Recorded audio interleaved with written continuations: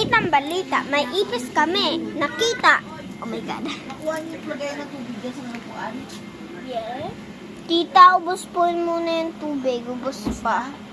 Nalagyan mo kay JM. Nalagyan na namin. Antayin na lang muna namin. Nalagyan mo? Sino naglagay? Hindi, yun yung tubig. Hindi, nalagyan niyo yung lagayan? Ano naglagay? Ako. Naabot mo? Di ba malin? Abot ko nga din yun. Sila nalagyan, ano? Saan yung mga lalagyan? Dalawa nga. Yung nandiyan sa tabi ni Daddy na nakuha mo? Ako si daddy nakuha niya. Yung inumin ko dyan! Yung inuminan ko dyan! Napaabot na sa amin. Sino? Oh my God. Oo. Ah? Ito pala. Guys, bye-bye muna. Antay muna